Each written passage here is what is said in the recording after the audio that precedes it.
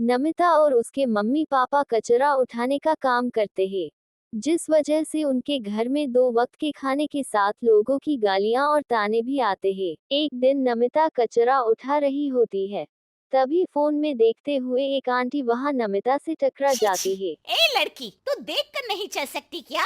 पर मैम साहब, मैं तो अपनी जगह पर ही हूँ। आप फोन में देखते हुए चल रही थी। अरे, एक कचरे वाली होकर मुझसे जुबान लड़ाती है। अब घर जाकर दोबारा नहाना पड़ेगा। पूरा गंदा कर दिया। कितनी बदबू आ रही है। ऐसा बोलते हुए आंटी वहां से चली जाती है और उनकी बातों से दुखी नमिता आंखों में आंसू लिए काम करती रहती है।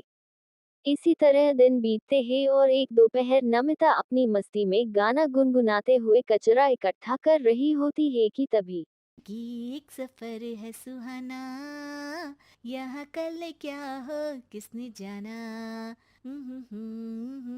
जिंदगी।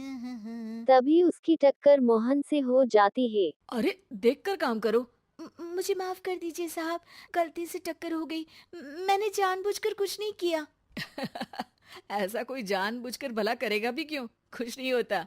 सोचा नहीं था कि कभी कोई मेरे साथ इतने अच्छे से बात करेगा। अरे जो नहीं करता वो इंसान कहलाने के लायक नहीं। तुम्हें उनके बारे में सोचना तक नहीं चाहिए। मोहन वहां से चला जाता है और नमिता उसकी बात को सोचते हुए दोबारा काम पर लग जाती है। इसी तरह समय बीतता रहता है। एक सर्दी की सुबह कचरा उठाते हुए नमिता ठंड की वजह से पास के घर की सीढ़ियों पर ऊंट लेकर बैठ जाती है।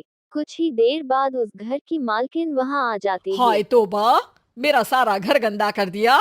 अरे मैं घर के सामने गंदगी नहीं होने देती और तू पूरी की पूरी गंदगी मेरे घर की सीढ़ियों पर ही आकर बैठ गई।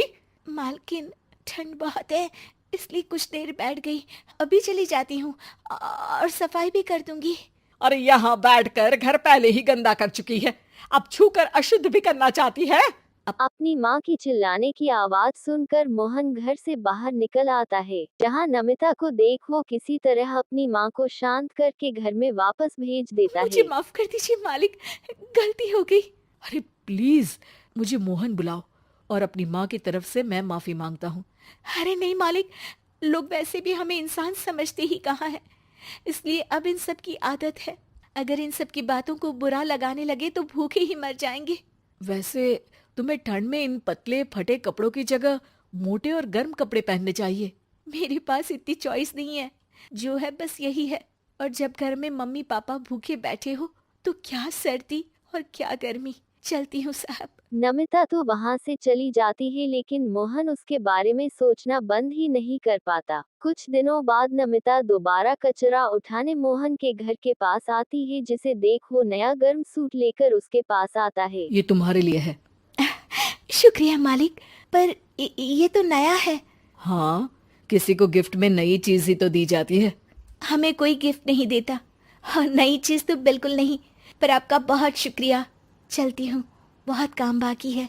एक बार फिर नमिता मोहन को अपनी सीधी बातों और साफ दिल से प्रभावित करके चली जाती है। अब मोहन उसकी बातों में खोया और सोचने रहने लगता है। जितनी बार नमिता उसके घर के करीब आती है वो किसी न किसी बहाने उससे मिलता रहता है। ये सिलसिला लंबा चलता है, जिसमें धीरे धीरे दोनों एक दूसरे को प्यार करने लगते हैं।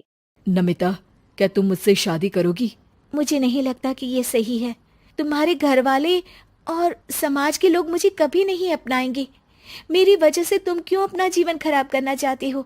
मेरा जीवन तुमसे शादी करने के बाद नहीं, बल्कि शादी नहीं करके खराब होगा।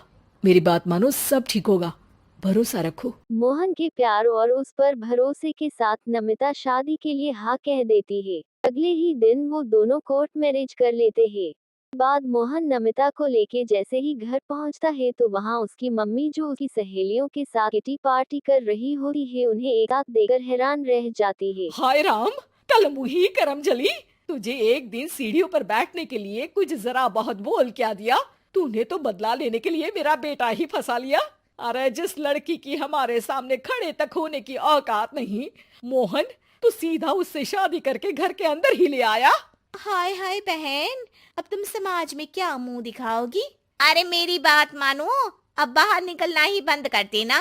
आंटी जी, मेरी माँ का तो पता नहीं, पर आप आज बाहर निकलकर दोबारा इस घर में कदम मत रखना। अरे हम ऐसे कचरे वालों के घर में आकर अपनी इज्जत खराब करने का शौक भी नहीं रखते। अगर यही कचरे वाली आपके घर का कचरा उठाना बंद कर दे तो उस आलीशान मकान में आप 2 दिन भी नहीं रह सकती। पता है क्यों?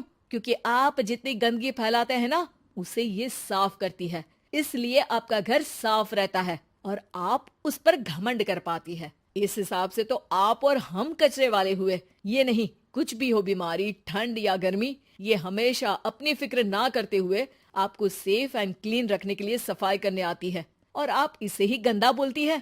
शर्म करो।